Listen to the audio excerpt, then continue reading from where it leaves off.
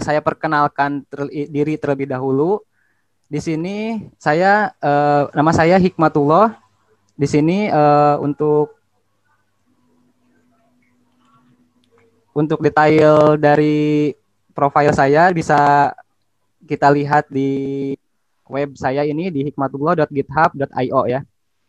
Dalam pertemuan pertama ini kita hanya akan membahas dasar-dasar dalam pemrograman web, lalu kita perkenalan apa saja bahasa pemrograman yang harus kita lakukan nanti, dan juga bagaimana cara instalasi apa saja yang diperlukan dalam pembangunan sebuah website kayak gitu ya.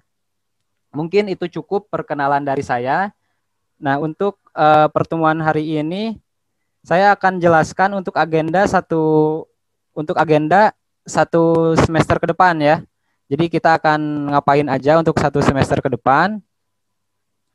Nah, di sini untuk pertemuan pertama ini biasa untuk pertemuan pertama kita adakan di Zoom. Saya akan melakukan pengenalan untuk kontrak kuliah, tujuan dan proses instalasi yang dibutuhkan dalam membangun sebuah website kayak gitu.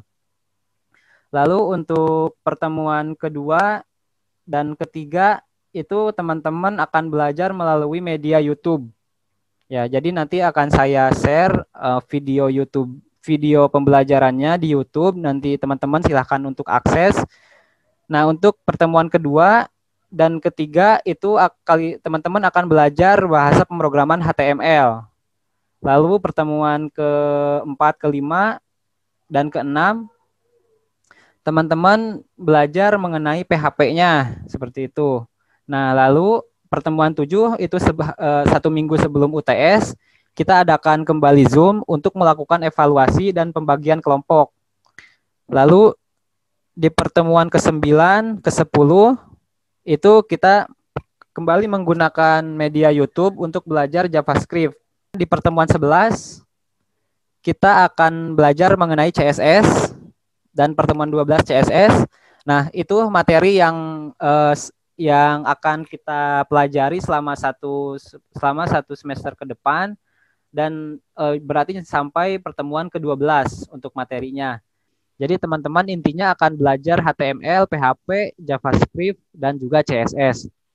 Seperti itu. Nah, oke, kita lanjut ke slide selanjutnya. Nah, tadi kan di agenda satu semester ke depan kita akan mempelajari HTML, PHP, JS, JavaScript, atau CSS, Cascading Style Sheet, dan juga MySQL ya.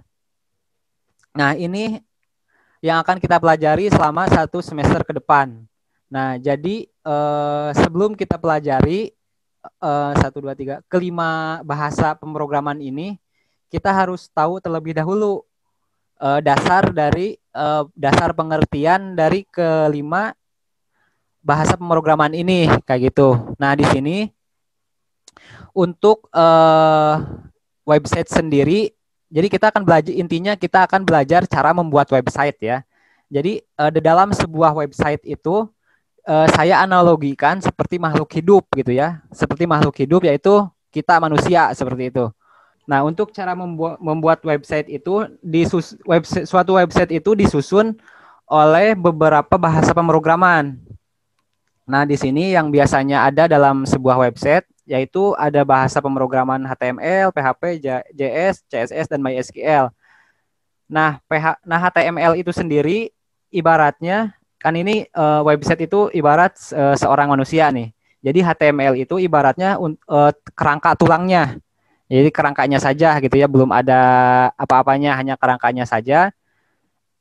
Dan dibuat untuk bertujuan untuk membuat kerangka website kayak gitu. Membuat kerangka website. Lalu setelah itu di dalam coding HTML nanti kita sisipkan coding PHP. Nah, kenapa kita harus sisipkan coding PHP? Agar si kerangka itu dapat ibaratnya dikasih nyawa seperti itu, agar tidak statis hanya kerangka saja, jadi dinamis gitu ya. Jadi si PHP itu ibaratnya sebuah nyawanya. Nah, jadi ini si kerangka sudah punya nyawa. Nah, kan berarti kalau sudah punya nyawa sudah berbentuk manusia gitu ya. Nah, jika manusia tidak diberikan pakaian misalkan gitu, nah itu kan tidak enak ya, tidak enak untuk dilihatnya seperti itu. Nah, maka digunakanlah CSS. Nah, CSS ini atau cascading style sheet yaitu fungsinya yaitu untuk mendesain halaman website agar lebih menarik seperti itu. Jadi ibaratnya ini untuk pakaiannya CSS itu. Nah, di sini ibarat pakaian yang dikenakan oleh manusia. Nah, setelah manusia sudah punya nyawa, sudah memakai baju. Nah, si manusia itu belum punya otak nih. Nah, biar si manusia itu pintar, maka diberikanlah otak seperti ini. Nah, otak. Nah, kalau di website otaknya itu ibaratnya JavaScript-nya. Jadi si website ini jika memakai JavaScript itu bertujuannya untuk biar si website itu lebih lebih pintar gitu ya. Jadi untuk mengendalikan konten websitenya lebih menarik seperti itu. Nah, ibarat otak manusia. Nah, setelah manusia nih utuh manusia sudah mempunyai nyawa, sudah mempunyai otak. Nah, manusia perlu media penyimpanan barang, misalkan barangnya dia kayak gitu. Nah, disinilah peran MySQL itu sebagai rumah di si manusia itu sendiri. Nah, di dalam website itu MySQL itu berperan yaitu untuk mengelola data seperti itu. Jadi istilahnya si MySQL ini atau database-nya ini ibaratnya rumahnya si manusia itu seperti itu. Ini untuk analogi sebuah struktur sebuah website seperti itu ya. Oke, kita lanjut ya. Nah, di dalam pembangunan sebuah website itu kita perlu mempersiapkan dua aplikasi ya istilahnya, dua aplikasi. Yang pertama yaitu kita harus install MySQL, yaitu MySQL itu kalian install XAMPP-nya. Berarti ada yang sudah menginstal XAMPP, ada yang belum juga mungkin. Nah, di yang kedua yaitu kalian perlu menginstal Sublime. Sublime di sini kita gunakan Sublime Text versi ketiga gitu ya. Sublime versi Text 3 kayak gitu. Nah, di sini untuk cara instalasi MySQL dan Sublime. Jadi nanti teman-teman jika ingin menginstalnya, berarti nanti saya tugaskan saja buat teman-teman buat instalasi di pertemuan ini. Saya tugaskan untuk instalasi.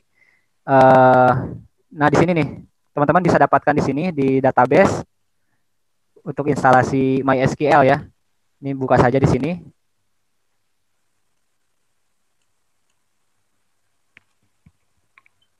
Nah, di sini dijelasin terlebih dahulu apa itu database. Terus, nah di sini ada tempat untuk downloadnya. Download file instalasi di sini dan klik pilihan software SAM sesuai dengan spesifikasi komputer Anda. Jadi, misalkan spesifikasi komputernya apa, sesuaikan saja untuk downloadnya biar XAMPP-nya jalan gitu ya. Karena sering terjadi gitu ya, XAMPP-nya tuh susah aja untuk dijalankan. Nanti teman-teman buka yang di sini, yang link ini, nanti akan masuk ke tempat untuk pendownloadannya. Nah, jika teman-teman menggunakan Windows, teman-teman pilih Windows. XAMPP kemarin udah, Pak. Sudah ya, sudah menginstal ya? Kemarin, Pak. Oh ya, syukur Udah kemarin. Kalau sudah menginstal, gak usah install lagi ya. Nah, di sini jika memakai Linux, pilihnya yang di sini berapa bitnya, terus jika menggunakan Mac, silahkan gunakan di sini kayak gitu. Nah, lalu yang perlu ini close dulu.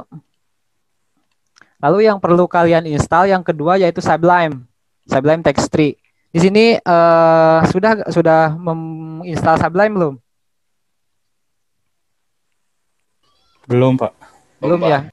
Nah, jika teman-teman ingin menginstal Sublime, silahkan kunjungi saja di sini ada nih Sublime. Atau teman-teman bisa langsung ke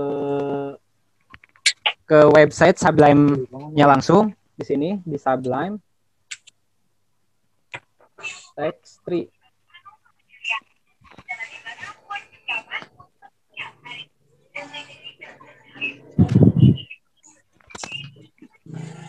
Nah, di sini teman-teman masuk ke di sini yang download Sublime Text Tree, masuk ke sini.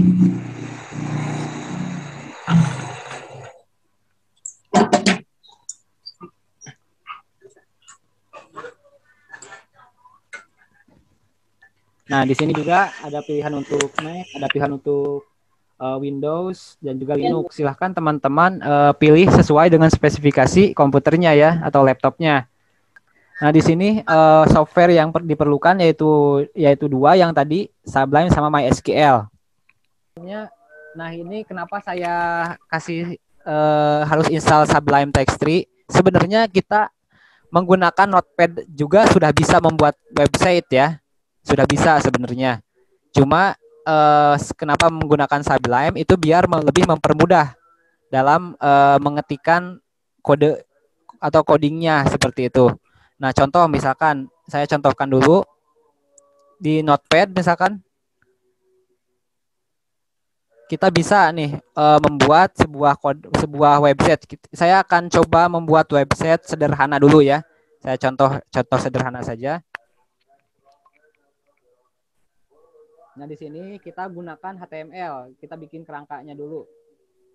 HTML misalkan gini. Kalau misalkan mau yang sambil mengikuti silahkan. Nah, di dalam sebuah website ini kita menggunakan tag HTML pembuka seperti ini tagnya, dan juga ada tag penutupnya. Jadi setiap tag itu kalau di dalam bahasa HTML itu pasti ada tag pembuka dan penutup. Bedanya kalau untuk yang penutup itu ada slash-nya, di sininya slash seperti itu. Nah, di dalam tag HTML ini terdapat seperti tubuh manusia, terdapat kepala dan juga badan. Nah, di sini juga dia mempunyai kepala, head, dan ini untuk penutup headnya, penutupnya headnya, dan juga ada badannya. Oh, suaranya kecil ya, Pak? Tes. Gimana? Iya, kadang kecil, kadang gede. Tes. Terdengar ya? Kedengar. Dengar ya. Oke. Nah, di sini ada tag body dan penutup tag bodinya ya. Slash body gitu ya.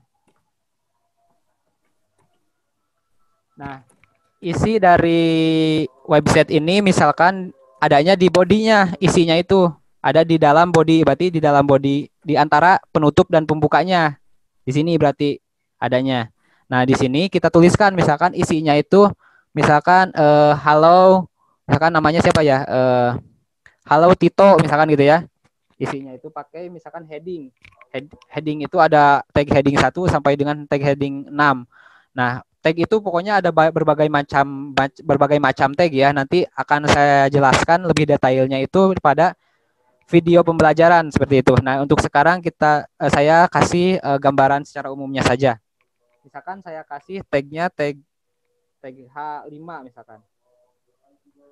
H5 atau H3 deh biar lebih gede tulisannya. H5 misalkan tulisannya halo Tito misalkan gitu ya. Lalu kita bikin tag penutupnya H5 juga gitu ya. Oke. Nah, ini kita save. Kita simpan. Nah, ini kita simpan. Nah, untuk websitenya itu sendiri disimpannya itu di C. Ingat ya, ingat. Di C, lalu di SAM. Jadi teman-teman harus install dulu SAM-nya. Kalau belum menginstal SAM-nya, ini folder ini tidak akan ada. Nanti kita akan praktekkan cara installnya. SAM, lalu pilih htdocs. Nah, di sini simpan. Misalkan nama foldernya yaitu misalkan coba ya. Coba. Nama websitenya coba ya nantinya. Nah, kita simpan di sini. Misalkan ini namanya Hai Tito misalkan. Hai Tito. Nah, disimpannya menggunakan dot apa di sini? .php seperti itu. Kita simpan. Oke. Nah, ini sudah tersimpan ya dengan nama Hai Tito. Nah, kita akses nih, coba kita akses.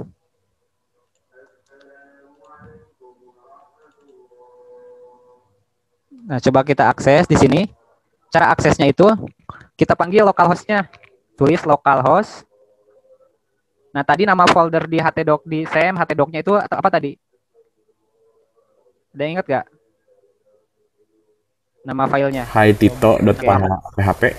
Hai Tito ya. Nah, tinggal panggil saja di sini Hai Tito, localhost Hai Tito. Nah, nanti akan tampil websitenya. Nah, di sini tidak muncul karena si SEM-nya belum saya start. Jadi kalian harus start dulu SEM-nya. Nah, nanti ini SEM-nya, SEM control dipilih.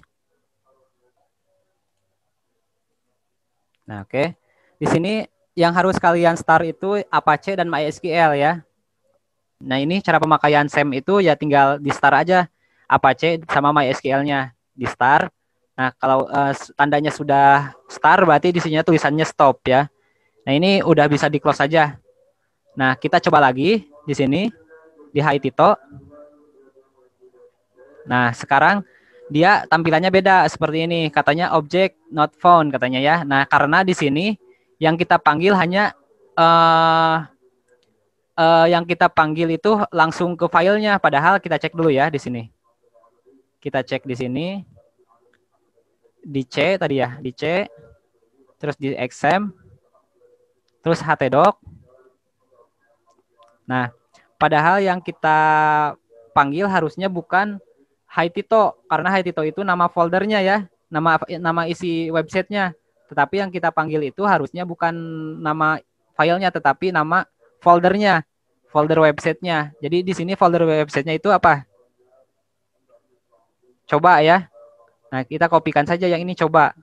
Nah, jadi di sini bukan Hai Tito yang di ini, tetapi coba. Nah, seperti itu. Kita enter. Nah, tampilannya seperti ini. Nah, di sini ada tulisan Hai Tito nih, .php. Ketika kita klik, tuh, halo Tito katanya ini. Seperti itu.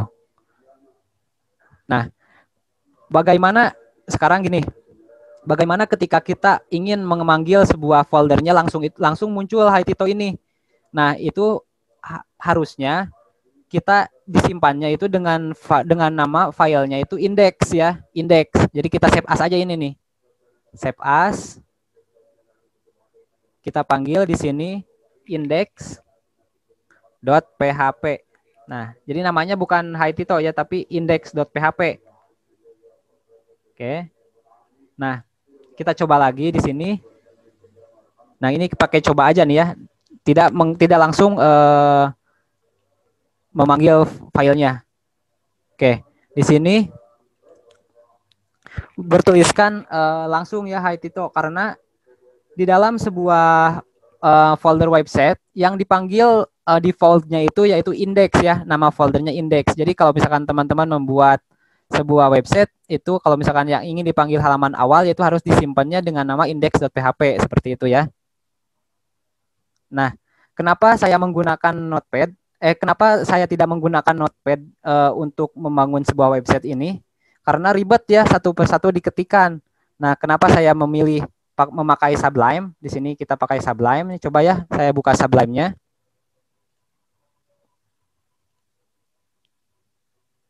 Nah, kita tinggal tarik saja folder cobanya ke Sublime-nya.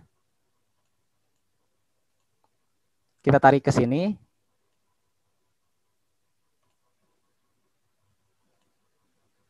Nah, tadi yang dibikin ini kan.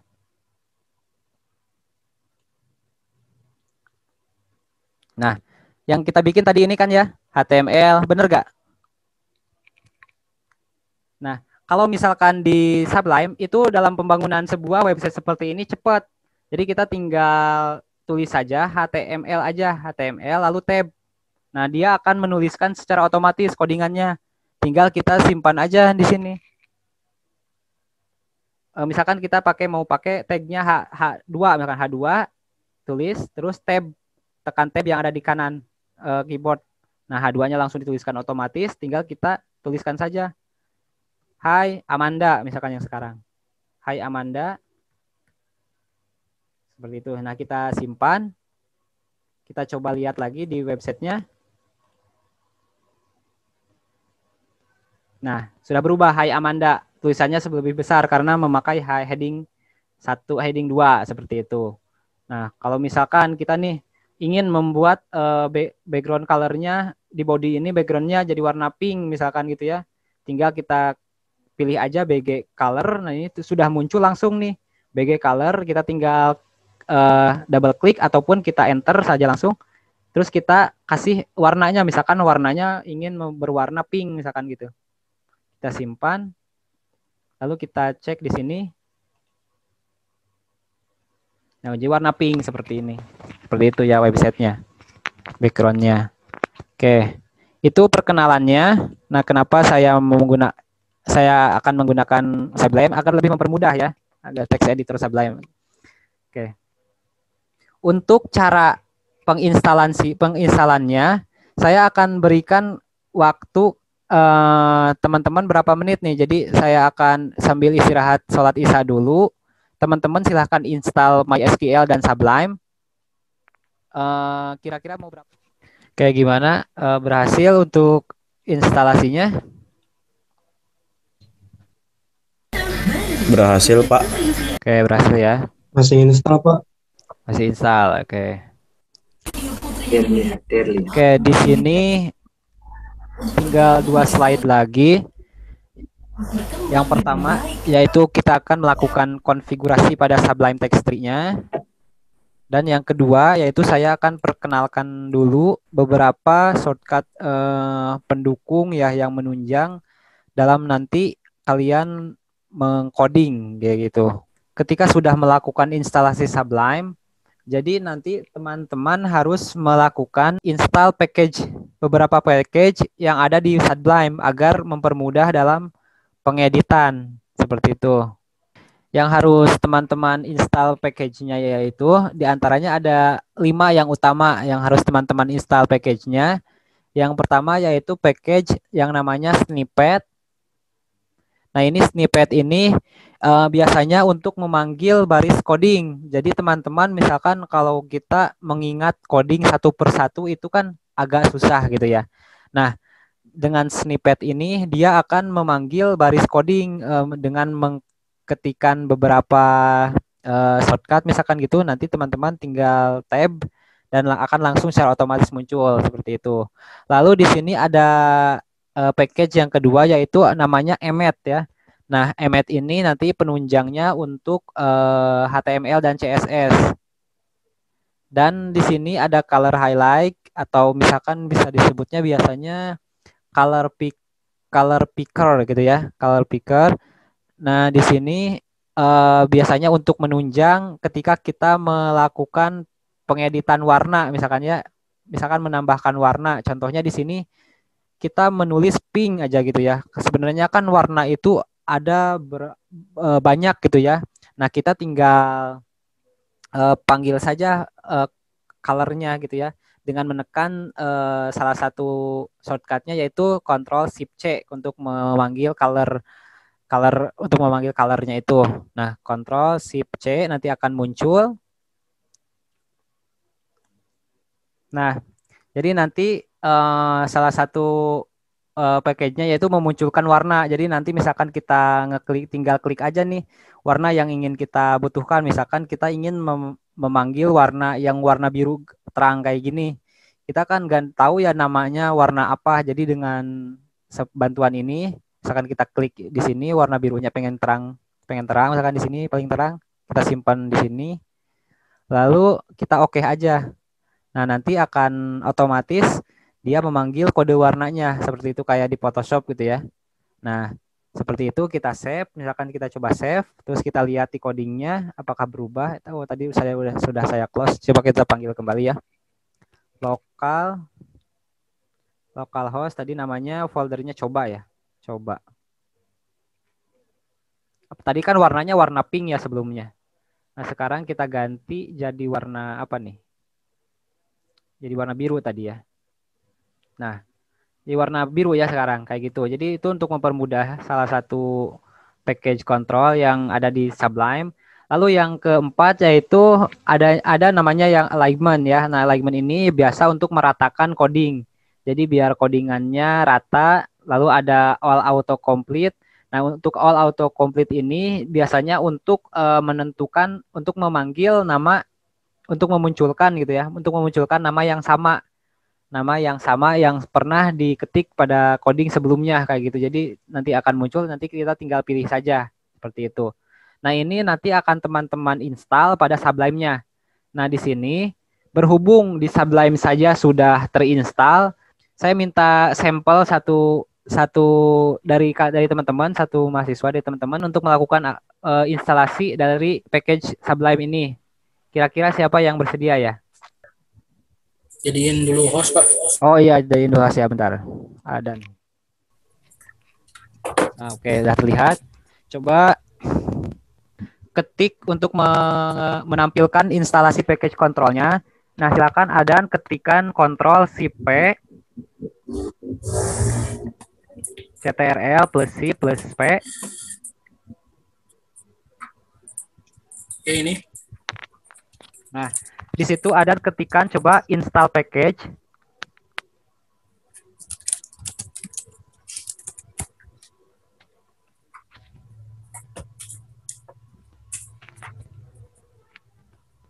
Ada gak install package? Ada. Nah, Apa tadi pilih, namanya Emmet ya? pilih yang install package. Klik dulu install package-nya. Nah, itu. Nah, itu kan loading ya. Nah, di situ yang pertama coba yang snippet. Install snippet. Snippet. Ya, SNIPPET snippet.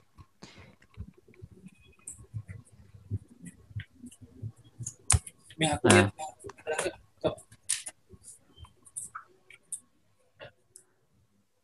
Sudah, Pak. Oke.